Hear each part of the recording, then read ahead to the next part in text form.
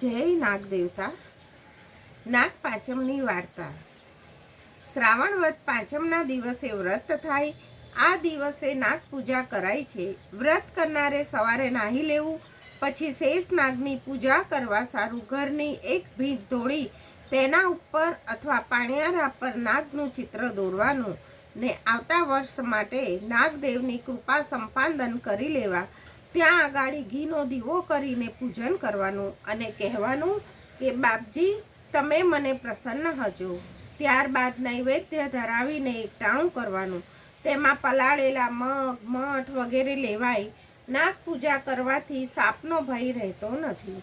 નાના સરખા ગામમાં એક ડોસી રહે. તેને 7 દીકરા, 7ને પરણાવી દીધા હતા. 7 વહુઓમાં 6 મોટી વહુઓ પર ડોસીને બહુ હેતભાવ અને નાની વહુનું મોઢું દીઠું પણ ગમે નહીં. નાની વહુને પિયરમાં કોઈ ન મળે એટલે સૌ તેને નપીરી કહીને બોલાવતા હતા. ડોસી સવારથી સાંજ સુધી તેની પાસે કામ કરાવે અને વધ્યું ઘટ્યું ખાવા આપે.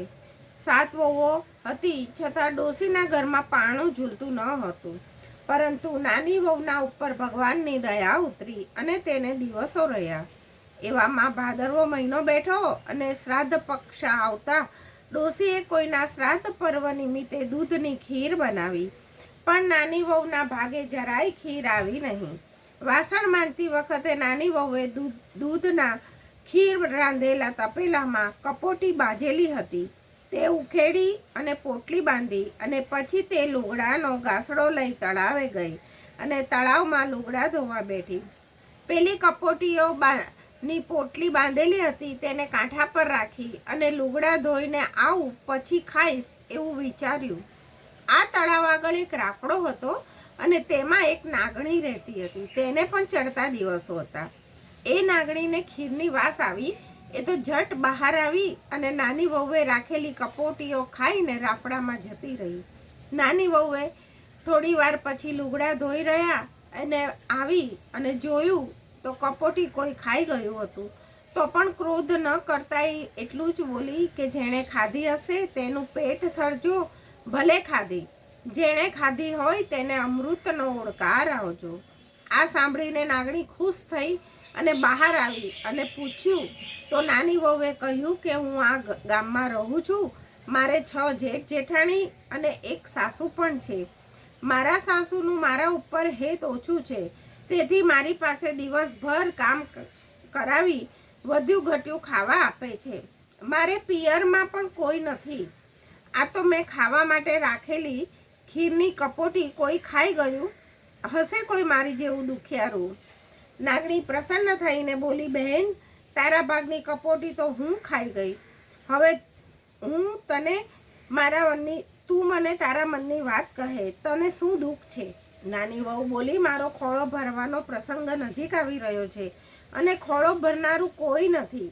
નાગણી કહે, બેન તારે પિયરમાં કોઈ નથી તો મને તારી માં ગણજે અને મારા છોકરાઓને તારા ભાઈઓ ગણજે. મારો રાફડો છે એ તારું પિયર સમજજે. ખોળો ભરવાનો સમય જ્યારે કંકોત્રી લખાય ત્યારે એક કંકોત્રી તું રાફડા પાસે મૂકી જજે. તારો પ્રસંગ બહુ સારી રીતે પાર ઉતરી જશે. નાની વહુ તો હર્ષ પામતી ઘરે આવી. જ્યારે ખોળો ભરાવાના દિવસ આવ્યો અને કંકોત્રી લખવા માંડી ત્યારે વહુએ એક કંકોત્રીની માંગણી કરી અને કહ્યું કે મને એક કંકોત્રી આપજો. તો ડોસીએ છણકો કરીને કહ્યું કે તારે ન પીરી છે, તારે વળી કંકોત્રીની શું જરૂર છે? તેમ કહીને ડોસીએ એક કંકોત્રી આપી. વહુએ નાગણી માના કંકોત્રી પહોંચતી કરી, રાફડા પાસે મૂકી અને કંકોત્રીને પહોંચતી કરી. હવે ખોળો ભરવાનો દિવસ આવતા નાની વહુની જેઠાણીઓ મસ્કરી કરવા લાગી અને ડોસી પણ બોલવા લાગ્યા, હવે ન પીરીનો ખોળો શું ધૂળ ભરાવાનો છે? આ તો જેમ તેમ પતાવી દેવાનો, વળી ઠાઠ શો કરવાનો? ત્યાં તો 2 રાજકુમાર જેવા દેખાતા રૂપાળા જવાનિયા આવી પહોંચ્યા અને તેની સાથે 4 સેવકો પણ હતા. તેમના હાથમાં વસ્ત્રો આભૂષણો ભરેલા થાળ હતા.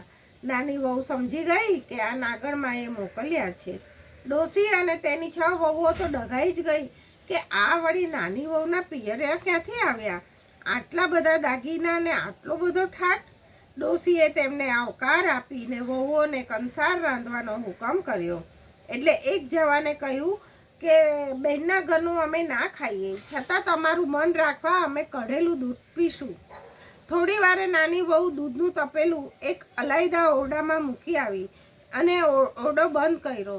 નાગકુમારો પોતાના નાગ સ્વરૂપમાં આવીને બધુંય દૂધ ચસાવી ગયા. હવે ખોળો ભરતી વખતે નાગકુમારાઓએ જરી કસબ ભરેલા વસ્ત્રો, હીરા મોતીના દાગીના આ બધું આપ્યું. અને આ જોઈને નાની વહુના સાસરિયા તો વિચારમાં જ પડી ગયા. નાગકુમારો કહે, અમારી બહેનને હવે વળાવો, સુવાવડ પછી 1.25 મહિના બાદ અમે એમને મૂકી જશું.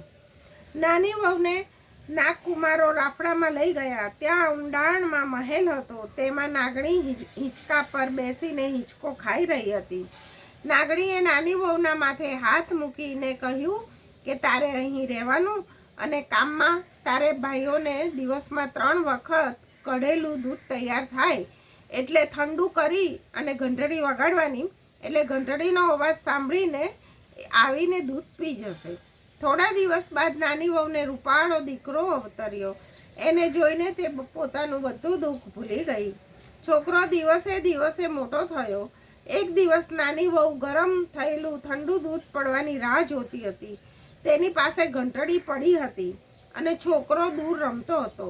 એવામાં એને કંઈક યાદ આવતા તે ઊભી થઈને બીજા ઓરડામાં ગઈ. હવે છોકરાના હાથમાં ઘંટડી આવી અને તેને વગાડવા માંડી. એટલે દૂધ તૈયાર થયું છે એમ સમજીને નાગકુમારો ત્યાં આવ્યા.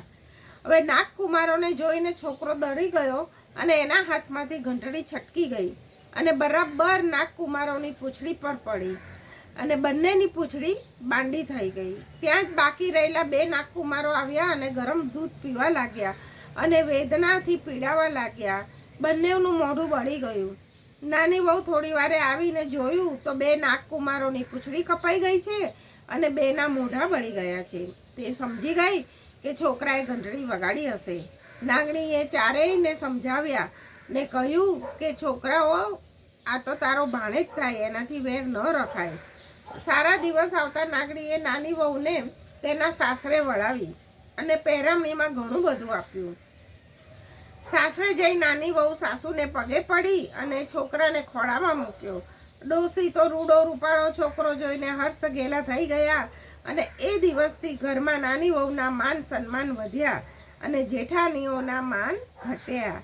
થોડા સમય બાદ નાગકુમારો વેરની વસૂલાત કરવા માટે પોતાના અસલી રૂપમાં નાની વહુના ઘરે આવ્યા અને ખૂણામાં પડેલી ઘંટી નીચે સંતાઈ ગયા. આ વખતે નાની વહુ કૂવે પાણી ભરવા ગઈ હતી. છોકરો ઓસરીમાં બેસીને ભણતો હતો. થોડી વારે પાણી ભરીને આવી અને પાણીયારામાં બેડું મૂકવા જાય છે ત્યાં તો એને ઠોકર વાગી અને તેને એના ભાઈઓ યાદ આવ્યા અને તેનાથી બોલાઈ ગયું કે ખમ્મા મારા ખાંડા બાંડા ભાઈઓને. આ સાંભળીને નાગકુમારોનો રોષ ઓછો થયો. સવારે વહુ લુગડા ધોવા તળાવે નીકળી ત્યારે નાગકુમારો પાછળ પાછળ ગયા. રસ્તામાં નાની વહુને ઠોકર વાગી ને તરત બોલી, ખમ્મા મારા ખાંડા બાંડા ભાઈઓને. હવે નાગકુમારોને બેનના હેત વિશે શંકા રહી નહીં અને તેથી તેઓ વેર ભૂલી પોતાના રાફડામાં ચાલ્યા ગયા. એક વેળા નાની વહુના છોકરાથી જેઠાણીના દૂધની ત્રાંબડી ઊંધી વળી ગઈ. એટલે જેઠાણીએ નાની વહુને મેણું માર્યું કે અલી, આ બધું ધોળી નાખ્યું, હવે બીજા દૂધના પૈસા ક્યાંથી કાઢવા? તું તો પિયરની પહોંચતી છે એટલે તારે આંગણે તો ગાયો લાવીને ખડી કરી દેશે. આ મેણું નાની વહુને હળોહળ લાગી ગયું. તેણે વિચાર્યું કે નાગણીમાં પાસે જઈને ગાયોની માંગણી કરું. તેની નાગણીમાં પાસે ગઈ અને રડવા લાગી અને બધી હકીકત કહી. નાગણીએ તેના આંસુ લૂછતા કહ્યું, બેટી, એમાં મૂંઝાઈ શું છે? આવતીકાલે જ તારે ઘરે ઘણી ગાયો ખડકી જશે, માટે તું ઘરે જઈને વાડો બંધાવો. નાની વહુ તો ઝટપટ ઘરે આવી અને વાડો બનાવી દીધો. બીજા દિવસે સવારે નાની વહુના ભાઈઓ પુષ્કળ ગાયો તેને સોંપી ગયા. પછી તો નાની વહુએ સાસુને કહ્યું કે આ ગાયો આપણા ઘરની જ છે, બધાની છે. જેને જેટલું દૂધ પીવું હોય ખુશીથી પી શકે. હવે આપણને દૂધ, માખણ કે ઘીની તકલીફ નહીં પડે. આ સાંભળતા જ જેઠાણીનો રોષ ઉતરી ગયો. જય નાગ દેવતા, જય નાગણીમાં. જેવા તમે વહુને પડ્યા તેવા વાર્તા વાંચનાર અને વાર્તા સાંભળનારને પડજો. જય નાગ દેવતા.